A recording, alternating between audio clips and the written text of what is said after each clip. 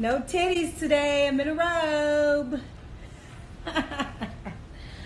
Waiting on Omar so we can do some sports talk. Letting y'all get up in here. What up, though? Custom Fresh Dame. Mrs. High Commodity. Yes, it's Gemini season. Omar's in here. We about to get it started early. We ain't waiting to get to it. Let's go, Omar.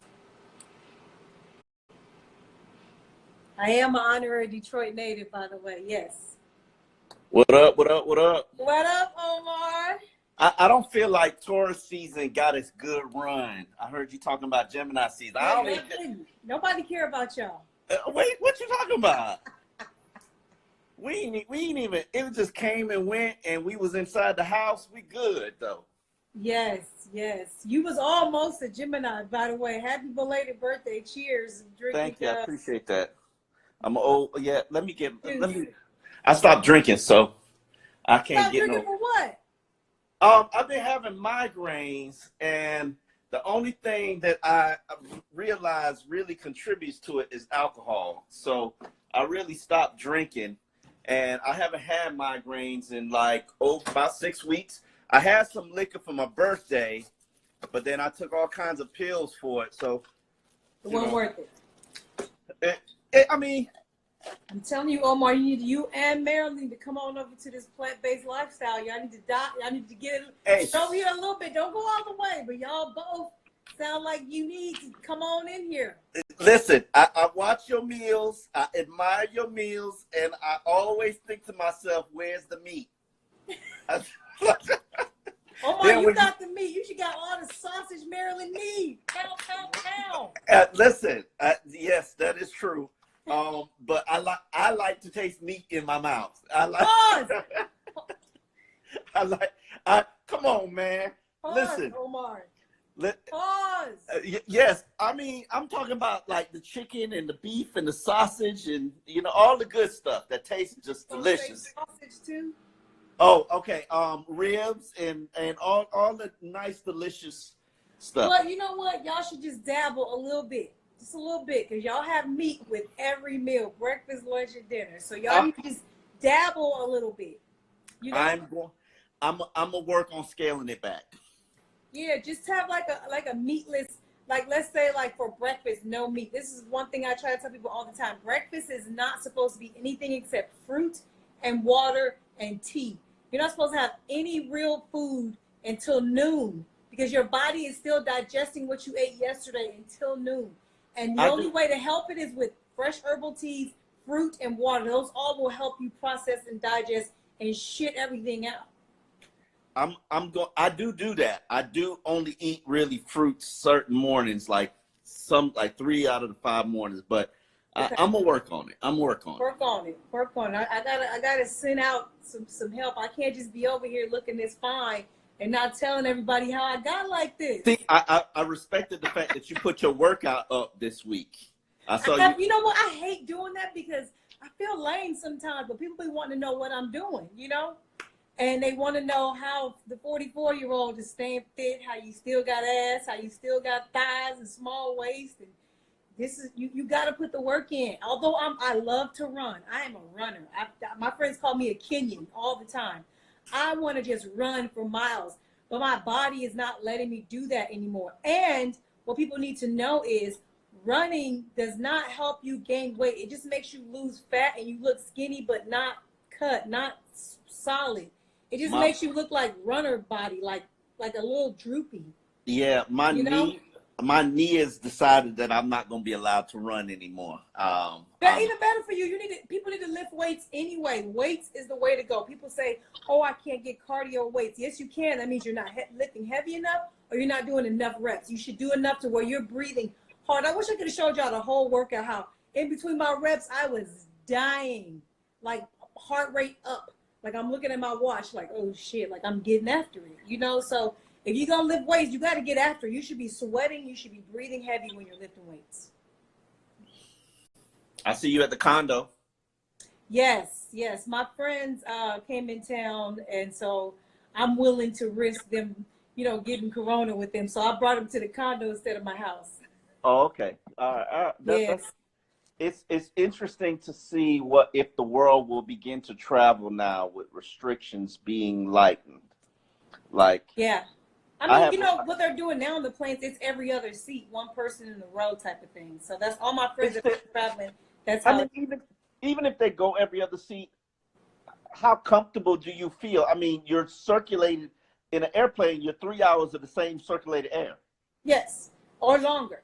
It's Well, really just about you wearing a mask and your health being to a standard where you feel comfortable that if you catch corona, you can deal with it. That's it. that's That's true. with any flu virus too, though. If you think about it, Yeah. problem with the corona is it's killing people way faster than the flu that have pre-existing conditions and also any type of respiratory issues.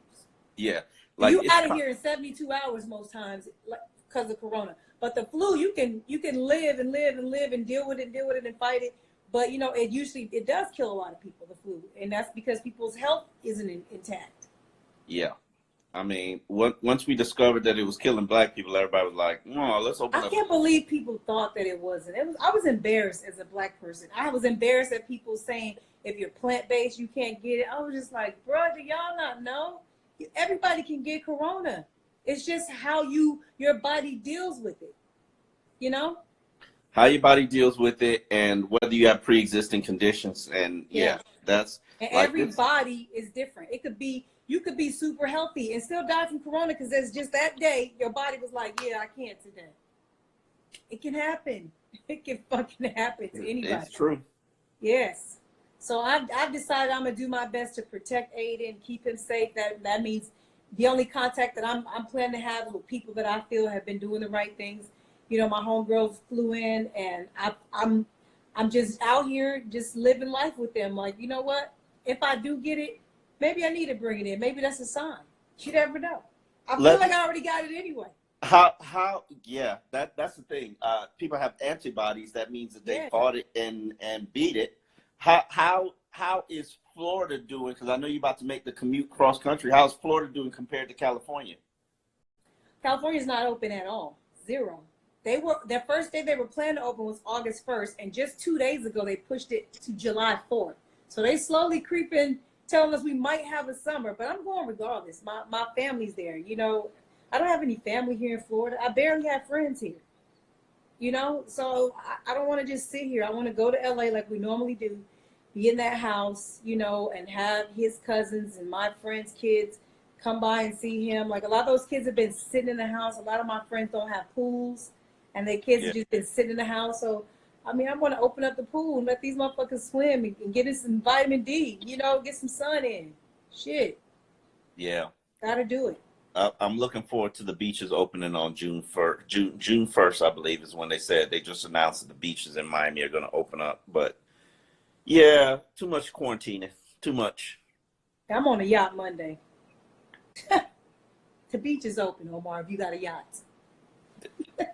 That's true. I realize I need more friends with boats in my life. I do. You got one.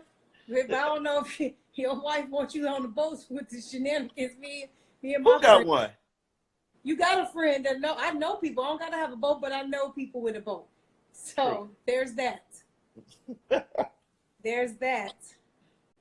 I don't want a boat. I just want boat friends. Boat friends. Yes. So let's get to this. I figured out some questions for you. I wasn't sure if I could put it together, but I got some shit for you, okay? You ready? Yes, I see sir. Hustle in here too. Let me shout people out in here. I already shouted Miss Kamadi. Hustle in here. Finn's Circle. Omar, do you think the Dolphins have any interest in Jamal Adams? Go ahead, answer that, Omar. No. One, they're not going to do business with Adam Gase. Two, he's going to be too expensive to acquire. And three, you don't really need him. Plus, he's being traded because he wants a mega deal. Like, why trade draft picks in a mega deal? Tell me who he is. Educate me. He's a safety from the Jets who basically he not feeling the love from the Jets because they're not ready to give him a multi-mega year deal because he's still on his rookie because he's able to go negotiate it now. But they got the 5th-year option on him. Like, why would they be in a rush? But as consistent with all Adam Gase teams, Adam Gase wears out his welcome when he rubs his veteran the wrong way. Like, don't be surprised when they move Le'Veon Bell sometime during the season.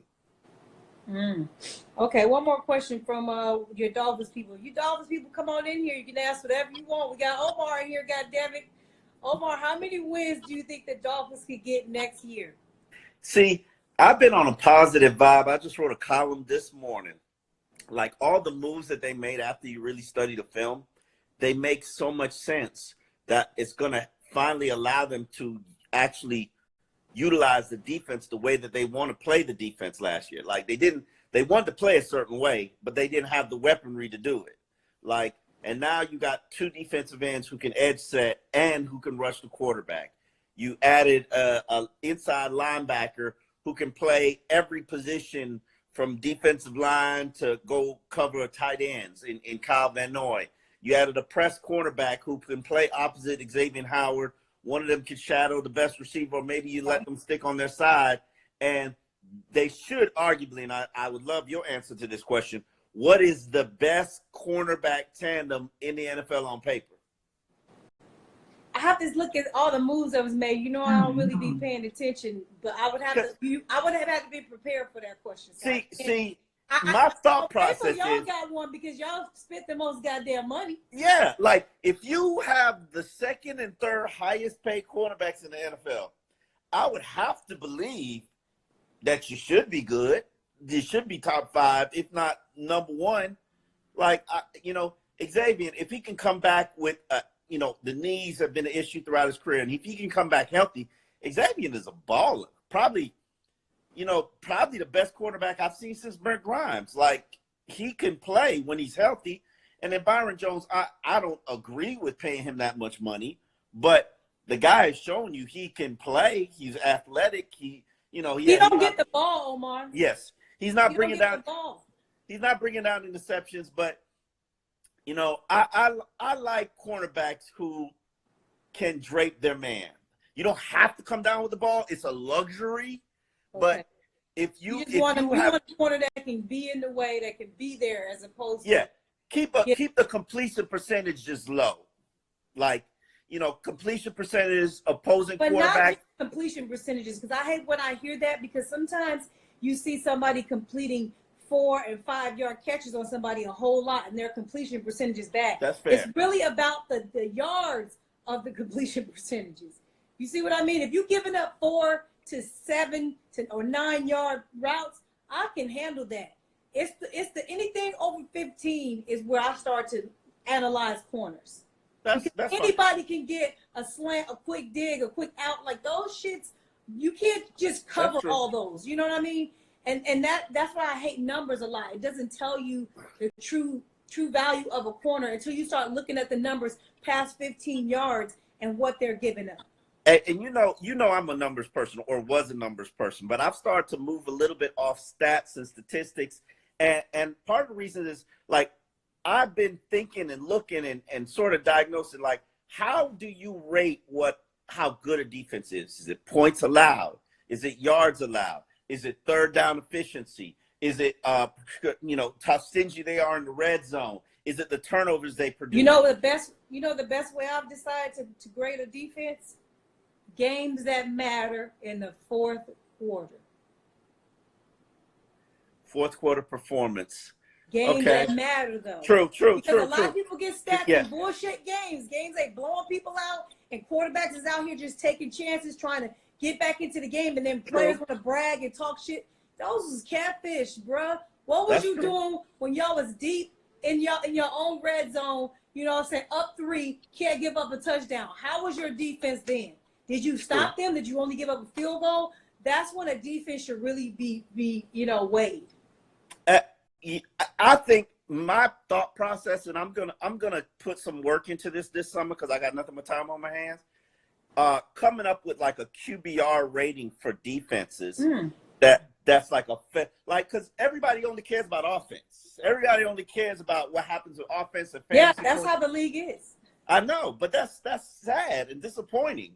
Like, somebody should come up with a quantifiable rating system for defenses that will allow you on a weekly basis to say, this is the number 1 defense in the NFL. This is the number two defense in the NFL. You are a top 10 defense right now because your points are low, your yardage is low, your yards per carry are low, your turnovers are high, you're stingy in the red zone. Like put it together and rank it all. And I'm like why hasn't this been done?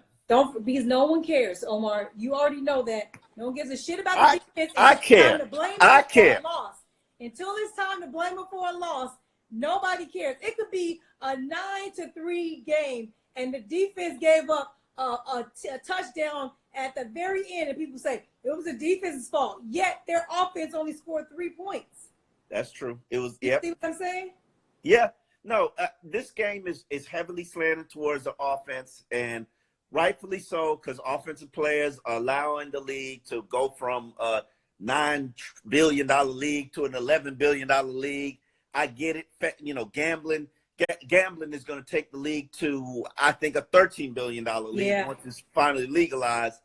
But nobody is really sitting there like looking like, I think defense does more towards contributing to wins than offense. But, you know, Omar, it's very true, and that's the problem. That's why the rules keep changing to make it easier for the offense, to make it harder for the defense, because the league is realizing it's not about defense. It's about money and points. You are the backdrop. These defensive players getting greater and greater and greater, and they have to keep changing the rules to make it harder for them. They are the backdrop to the NFL, and it's disappointing, but it's important. And it's like, you know, okay, somebody should shed light on it. I'm going to try to come up with a rating system that could allow us to sort of look and say, okay, yeah, the 49ers were the best defense in the league last year. Like, because for an example, New England, everybody's like, oh, New England had the best defense in the league last year. How? They always got the lead. That plays too. The quarterback, how good your quarterback is. Yeah. How many points they have, how long they keep the other team's defense. Absolutely. You rested, all that matters. Absolutely. All of that matters. Like, people always say, oh, the Patriots got such a stingy offense. Yeah, because Tom Brady kept them off the field for 18 minutes and a half. Like, he got them off 18-minute drives. Like, yes, they can be rested. Yes, they're third now. Okay, now the deep offense got and the they ball. can pin their ears back if they're up 2 touchdowns. Exactly. You up 10 points, you can pin your ears back. Yes. Before I finish, you guys are writing a lot of stuff in the comments, and we might not see it because we're talking. There's a little question mark button right there. If you hit that and ask that, I promise to see it. Perfect example right here. Boom. From Cuz I Hustle. What up, my nigga? Who are you most excited to see play, Tua or Brady? I Hustle. What's up, man? I don't even want to see Tua play this season. And Dolphin fans get upset with me about this. I don't think that Tua should be cleared for a physical contact, which means a game, until after November. The exact date he had the hip surgically repaired, I want him to have his body heal for a full year. Because what people don't understand, especially when they're not an athlete or they're not in the sports community or the medical community, everybody coming back from an injury doesn't feel better or back to themselves until after they're into a full calendar year of rehab and rehabilitation. They think they're all right. They think they're doing the same things that they used to do. They tell you, oh, I'm 100%. I've seen this now for over a decade. Like, I can promise you, Brent Grimes did not feel coming back from that Achilles like himself. Right. Like, he still might have been good, but he didn't feel like himself until it was a full year after the injury. And so many people make that mistake of rushing back and coming back. Like, one, Dolphins don't need Tua to play this year. Unless Ryan Fitzpatrick suffers an injury, like, they're all right. They're good. They're not going to be. You guys still have Josh Rosen. I saw a report that said you were in no rush to trade him or get rid of him or anything. He cheap. The bill's already been paid by the Panthers, and you.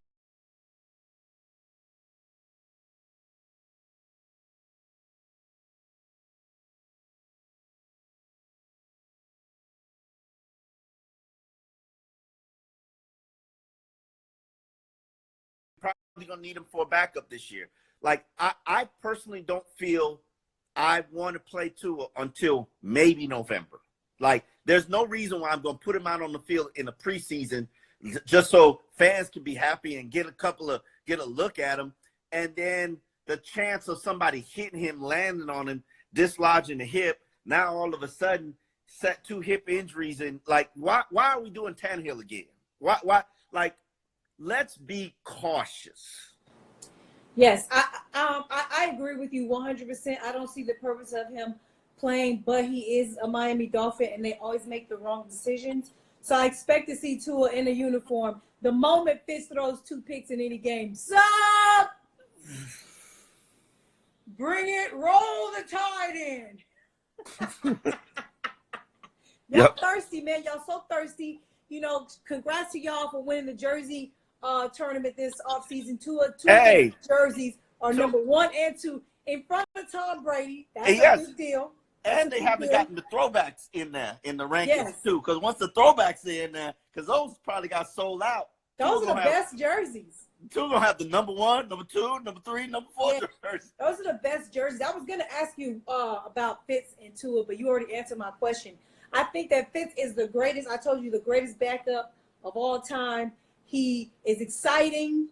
He's a character, and he's not a pussy. Those are 3 things you need for your backup. You need to keep the fans engaged and with hope that they can win a game with you. And Fitz does give them that.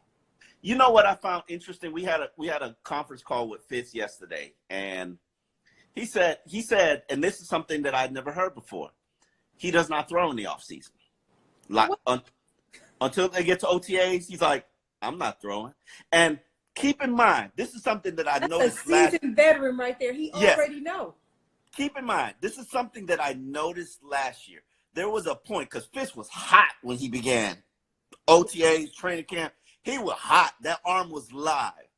Then we got about to like week 3 of training camp, and that arm died. Yeah, it's too much. They're doing too much. Yeah, I was like, what happened to him? And then all of a sudden, you started hearing everybody say, "Ooh, Josh Rosen's making progress on Fitz, and Josh Rosen's looking good." And then they rested him for a week. He came back. The arm came back, and I'm like, he's 38. Yeah, he rest. He already had a weak arm, which is why he wasn't drafted. Right. Like, he's 38. Let's be real about it. Like, you need to be on a pitch count at 38. They need to understand. Hey, Omar, we got 12 questions. I'm not going to mock notes no more. I'm to the questions. Whatever they want to hear, as long as it ain't nothing stupid. Let's go to the bottom. Nope, not answering that. Okay, here's a good one. So how many wins does Miami get this season, Omar? I said,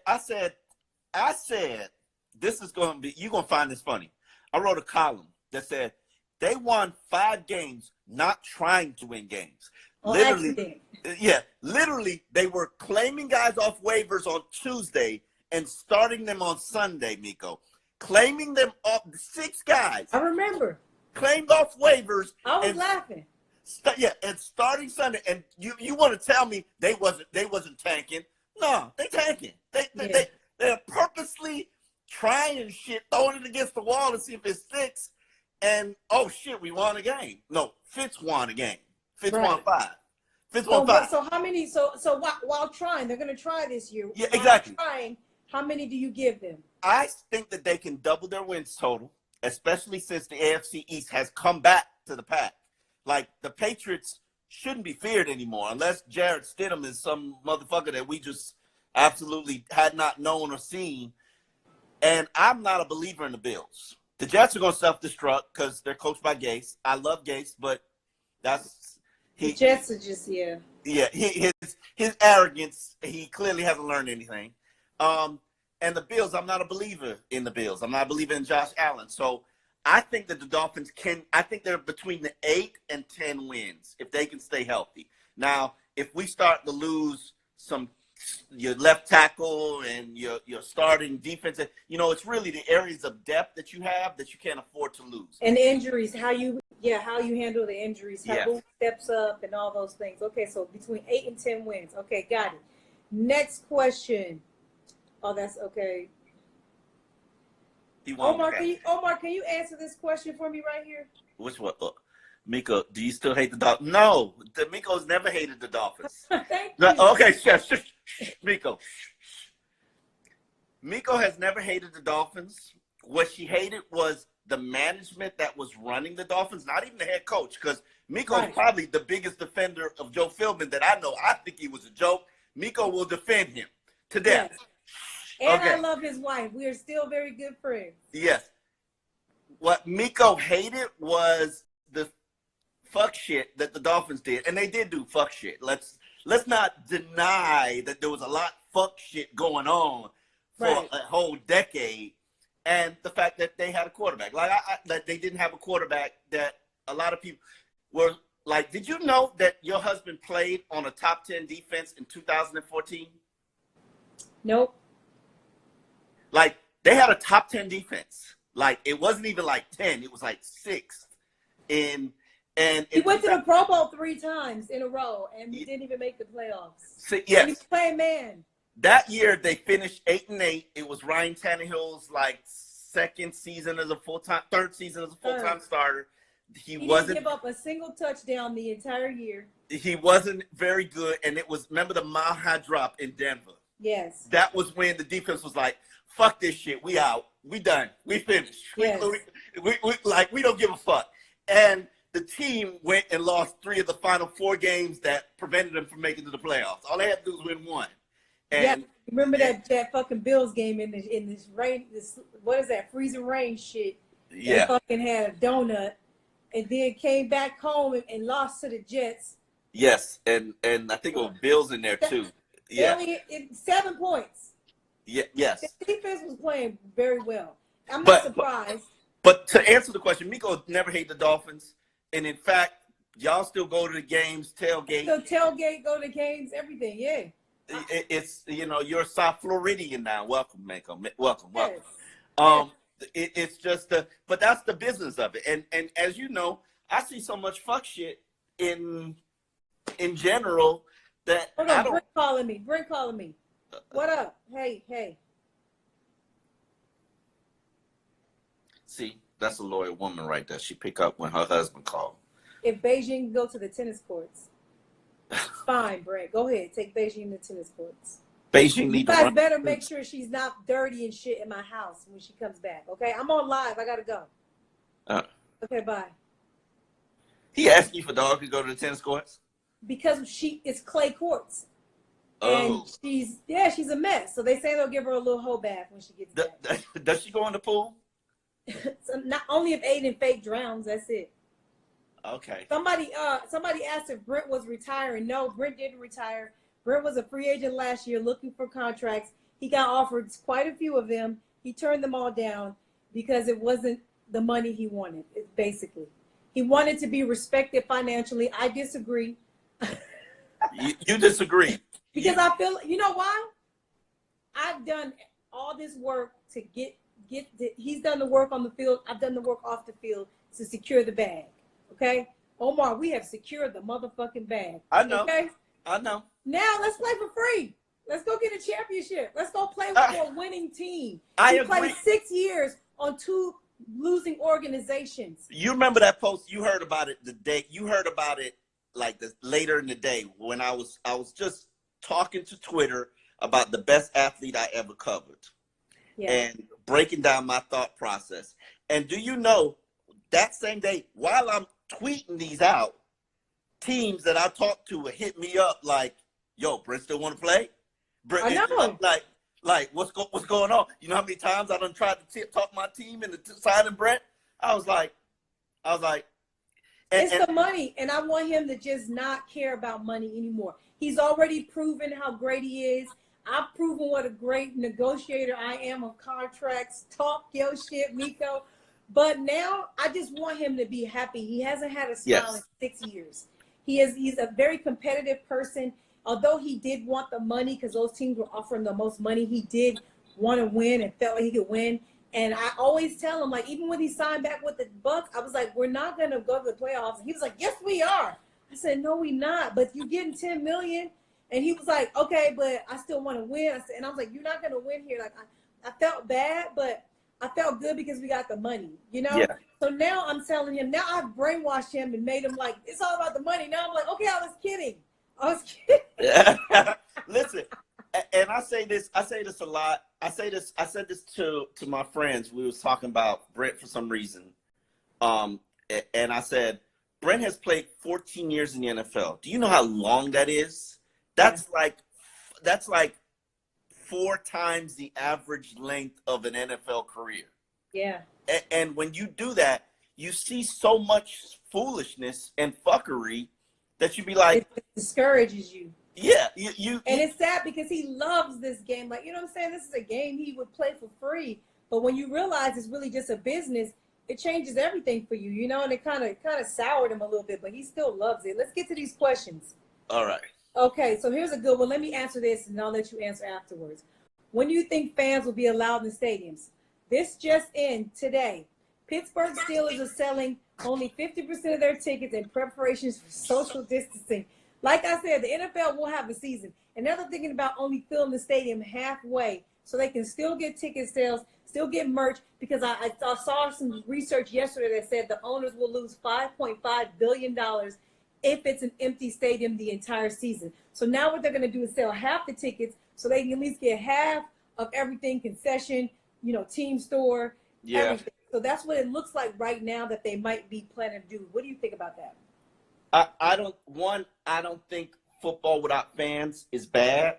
I watch football on a regular basis without fans. We ain't cheering, and it looks just as good to me as what I see on TV. Crowd noise really don't make a difference, and if you think it makes a difference against Tom Brady, like, you're mistaken. But so I'm okay with football commencing without fans. We just need sports back. We need some semblance of normalcy. And if we have to start out the year without fans and then get to the point where we start to phase in fans, I would love to see that. Like, let's play the preseason without fans and see how that goes. Okay, here's a question that I think is pretty valid for right now. There you go. So what are the chances that we lead the league in takeaways like we did in 2018 when Howard, you can't really see the rest of it. Well, Howard, I don't think it's. I can't see the rest of the question. I don't think it's about takeaways. I think it's about, you know, if you got 2 lockdown cornerbacks, then they're probably going to attack the nickel or work the tight end. I mean, teams are going to try to take away what your strengths are. You're going to try to take away what the team's strengths are. So I don't think it's about turnovers. I mean, hell, Byron Jones got, 2 turnovers in 4 years? That's not the answer. Right. I think it's false. Coverage and pressure on quarterbacks. Okay. True or false? Fitz' value as a leader and quarterback has been and will continue to be represented or respected. Absolutely underestimated. And that's why I was quite surprised that the organization, despite knowing that they were going to go out there and get a quarterback and try to sell, try to play that quarterback, they were just like, this is Fitz's team. And that was a tribute to what he did last year, because I have seen great quarterback leaders and how teams respect and rally around them. And I've seen it with Chad Pennington, and I've seen it with Ryan Fitzpatrick. Those are the only 2. I've been doing this for 11 years, and Ken Dorsey. I've seen it with 3 quarterbacks, and that is important. That's so important. Yeah. Here you go. Should we bring back Cam Wake on a cheap deal?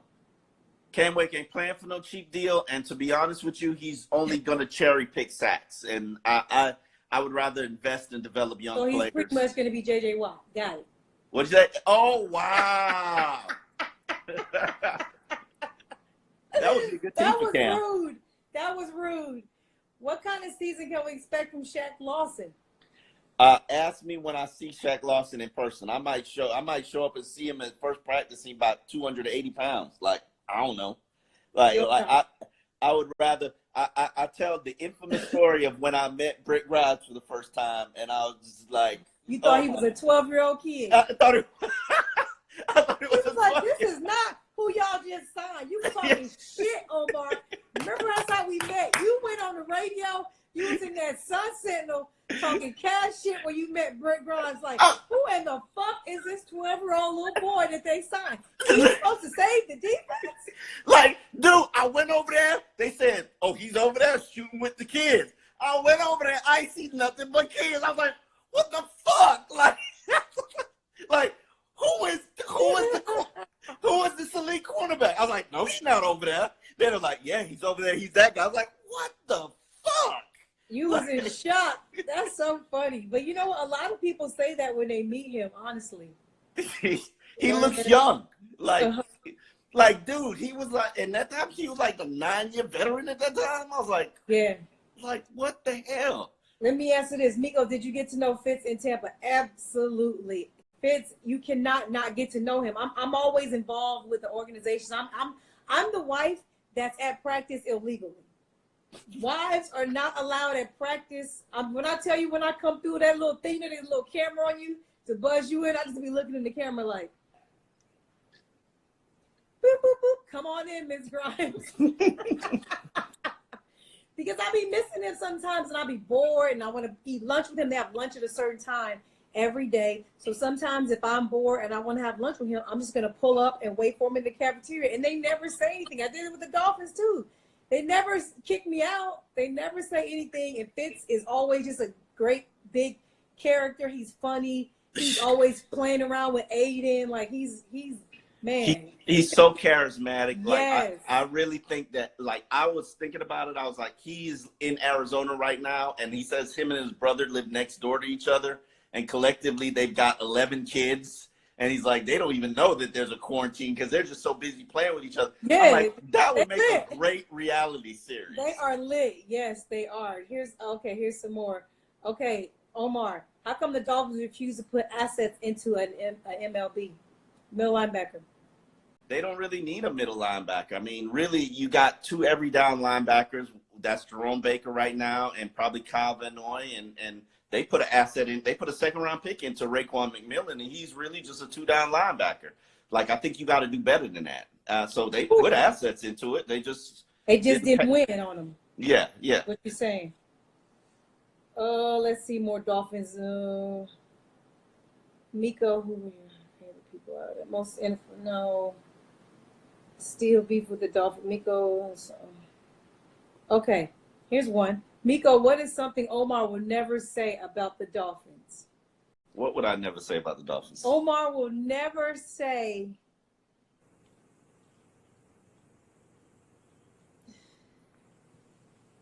What won't you say? Because I feel like you kind of say everything. I'm trying to. I say whatever I want to say. Will you ever say that the Dolphins literally have their hand-picked media people that they feed lies and bullshit to? Oh, to absolutely. I say that. Yeah, absolutely. Okay. Yes, I think you say everything.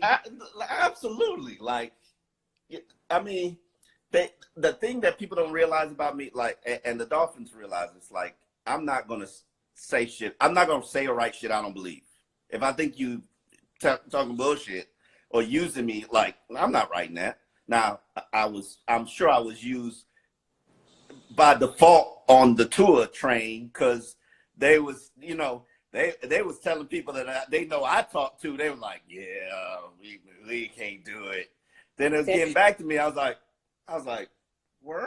Like, it hurt my heart. Like, they tried to, they got you. They got me. And I'm you. like, cheers. Y'all played that smoke screen game real well. Like, it was brilliant too. But you learned from it. Do I think Brent will coach someday? Absolutely not. As Parker and Covers and why is there no true safety? Yeah. That's a good question. You know why is there no? Which one? Why is there no true safety on the Dolphins defense? Okay. And this is a good question for you. True strong safety, I guess. This is a question for you, because what the Dolphins have done is they're converting cornerbacks to safety. Like, okay. Bobby McCain. You know what that means, right? What? They're not good at corner. No, it's not that they're not good at corner. Yeah. No, I think they think.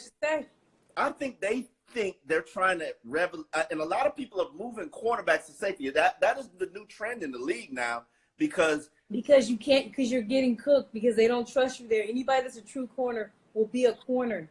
I think they want safeties to cover tight ends and backs a little bit better. That means if you are a corner, you're supposed to cover the better player, which is a receiver.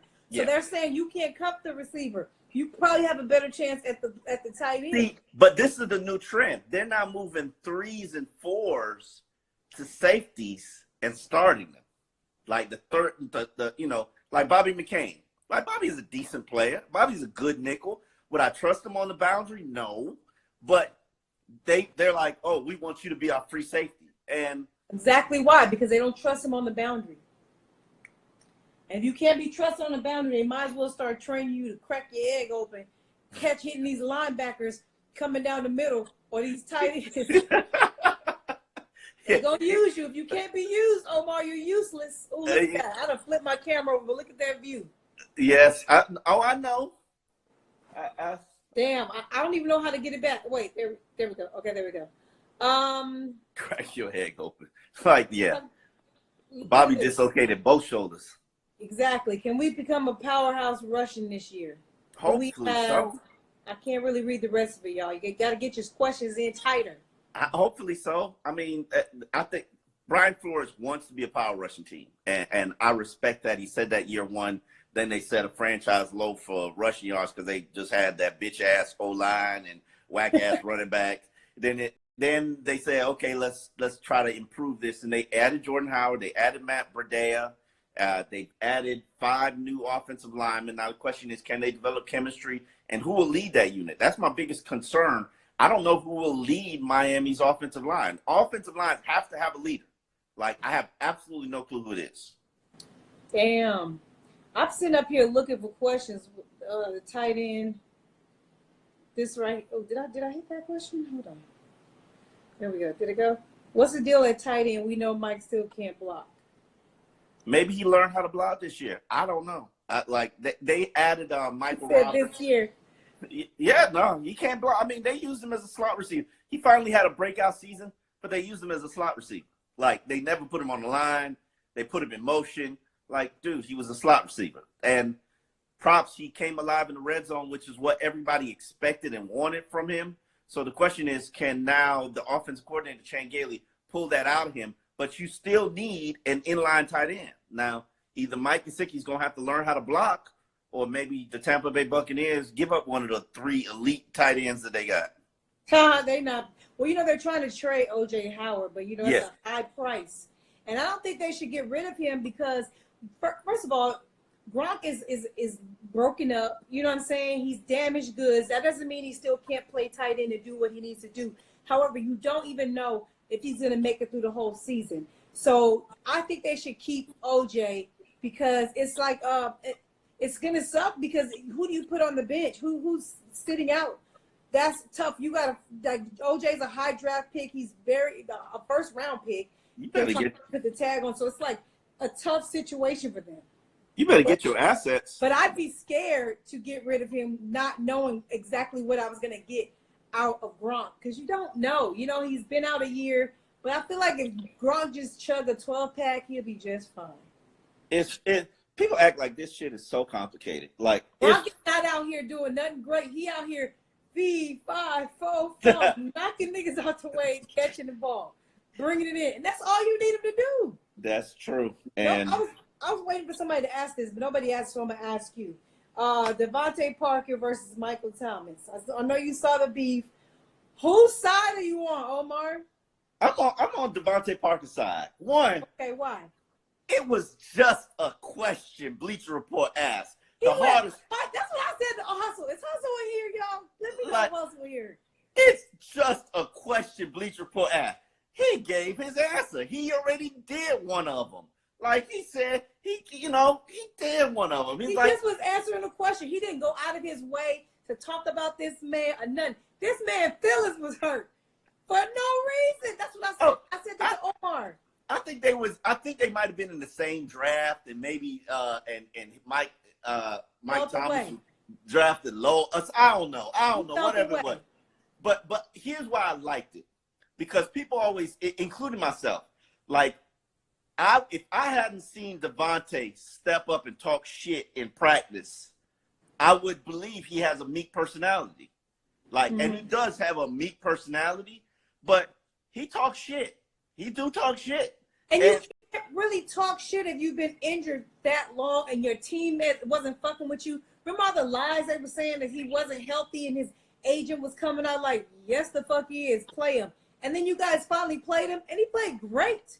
Yeah, but he's always had the talent. He just was healthy for the first time in his NFL career last year. He has always had the talent. The question is, can he stay healthy? And the answer is no.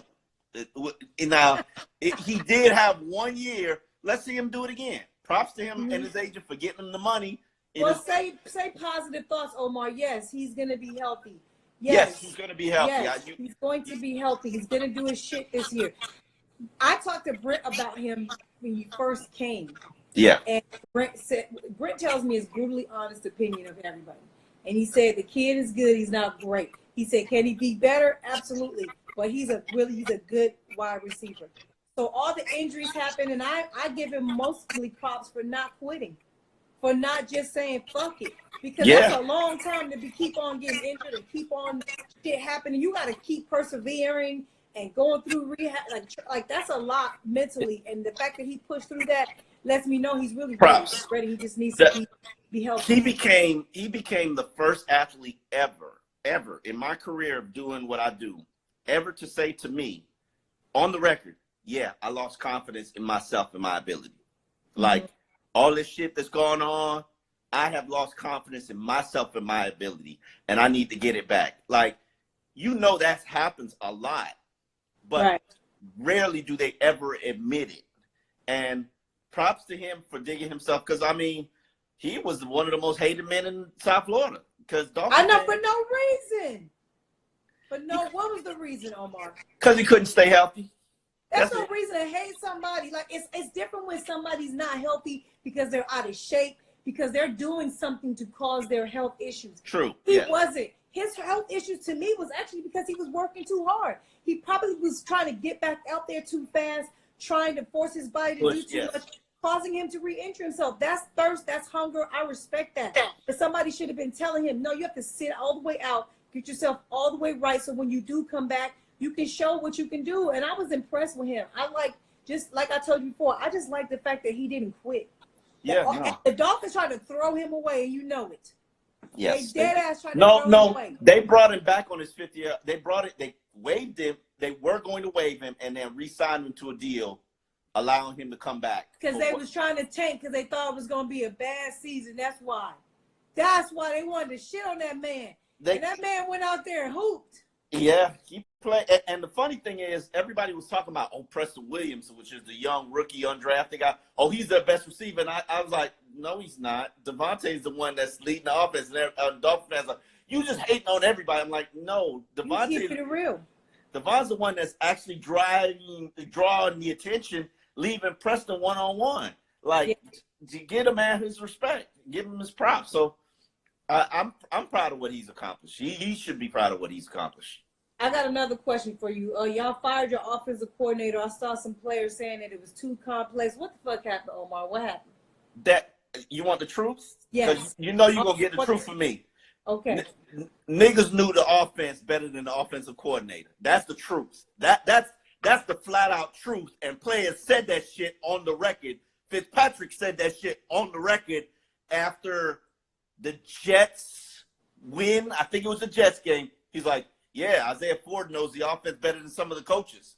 He throwing slight shade. Yes, girl. Yes. There you got to go.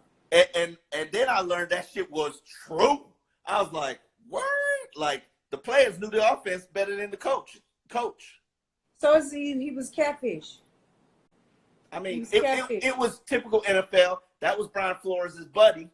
That was his buddy. He hired a nigga that was his nigga. Okay. He hired his buddy in New England, gave him a job. He was far ahead of what he was ready to do.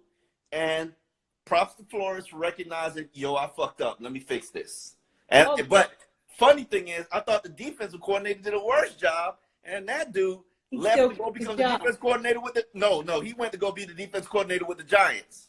Oh, he's out. This is a great question for right here, too. Look, what is more likely, top 10 defense or top 10 offense next year? Top 10 defense, no question. Like, they have all the ingredients they need to be a good defense. And I just wrote a column about yo, this should be a good defense. Literally, it's running the paper tomorrow. It's online now. And I truly understand what they did this. When you look at the film, you see all the little pieces that they added were the pieces that they were missing last year. And like, oh shit, like I get it now. Okay. We got a bunch more questions. How much time you got left? Until Maryland come home, we good. Okay. Will Preston return to form? We'll see. The coaches have their concerns, but hopefully he gets healthy. And that's another one. Understand, he got injured in November. Everybody gonna be rushing him back on the field. He's not gonna look. He's not gonna look the same way that he looked, before he got injured when he's rushing back from this ACL. Especially with no trainers. Like, there's nobody. No season, yeah. Yeah. Yeah, I'm trying to get to all the Dolphins questions. There's some non-Dolphin stuff. You want to answer some of this stuff? Go for it. All right, bet. How you expect Baltimore offense to play when Lamar is not an accurate quarterback? Oh, you just assumed. I'm not going to say he's not accurate. He actually grew and got better last year. He got better. So I'm in of the IQ of him getting better even this year. He will get better. Now, my concern about Baltimore and Lamar is quarterbacks ain't supposed to be running like that. Like, amen. Listen, you gonna keep running, and somebody gonna knock your block off, and you got to tone it down. This is why I think Tua should not play this year, because he's coming off of a college season, which I don't care what conference division, who you play for. It's not the NFL, bro. It ain't the same. Speed, a different strength, and he's already coming off a bad hip. The last thing you want him to do is get hit again, and then it's a dub. You know what I mean? Like you gotta slowly roll these running quarterbacks, these moving out of pocket quarterbacks into the NFL season, so you don't fuck their career up. I can promise you, and it's funny that you say that, and I agree with you. The NFL is not the same animal as college football. Right. Like I've gone from looking at college athletes to looking at NFL athletes, and like they're different. This is a different class. Size, different class and caliber. Yeah. You could take a collection of the AFC's practice squad players, everybody on the AFC East practice squad players, and they could beat Alabama. Easily they could beat Alabama easily. Yeah. Because everybody on that practice squad was the best player on their college team. Collect them together, give them some good coaching, and they will beat Alabama. Because Alabama might have 3 first-round picks, 2 second-round picks, like what collectively 12 NFL talents on their team. Like, yeah. So don't think it's just like you're gonna get to the NFL and yeah, you're just gonna flourish. Yeah, and I do believe that Lamar Jackson has to stop running. He has to get back to. He has to run less. You got to run. You have to have that gamble. You have to keep those safeties in close so that you can have a little more space and freedom when you throw those deep balls if you're not as accurate. Because that's really what it's about.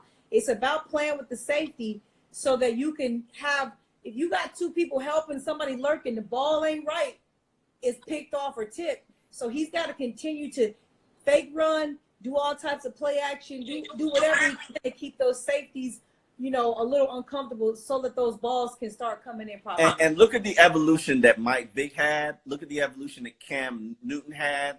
They had to become passers as they – like Cam Newton isn't even at that stage yet where he could be. But he's still a GOAT. He's still one of the greatest at it because he got to the Super Bowl. Who's more likely to sign Cam, Omar? I would think it would be. I would think Cam go to Tampa and try to jump on that championship ship. He's played for Todd Bowles before. Cam is basically going to be a pass rushing specialist the rest of his career. So why not? Well, Atlanta looks good. Atlanta looks good. Oakland looks good. I don't know why they signed Mark. What's his name? Who from Tennessee. Oregon quarterback. Tennessee. Mariota. Mariota because that Mariota's a quarterback that their GM has been a big fan of throughout his career, and I think you could look at another Tannehill situation. I like Derek Carr, and I thought they were going to trade Derek Carr for 2 off seasons now. Yeah, they just haven't been able to get anything yet. That's the problem. You can't just get rid of him if you don't have one. Yeah, I think he should go to Atlanta. That's just my pick. yeah, I can see it. I can see that working. Do you think Alden Smith will improve Dallas Cowboys defense? Yikes. I don't even think Dallas needs Alden Smith. No comment. and don't they have another one that got suspended for drugs? Both of them. You know that's what Dallas do, baby. They bring in all the throwaways. Hey, listen. I say this all the time. I respect the fuck out of Jerry Jones, because Jerry Jones has built how many? He built. He don't need to draft a first round quarterback. He done had 2 now. Drafted in the later rounds or non-drafted. Pass rushes. Jerry fine. As long as you don't kneel, you can come on over here to Dallas. Here's a question: Brandon Jones, S. Park, and Cobra at single high safety. They're not gonna let anybody but Bobby McCain play single high safety unless Bobby McCain is going to nickel. That's just reality. I think all of those guys are probably gonna be in the box. That's another one, same situation. You think Bobby McCain will back up Eric Rowe, the cat safety elimination? Eric Rowe plays the rover. Bobby Mick plays free safety and single high. So everybody's gonna have their role. I think the only thing that they're missing is a strong safety.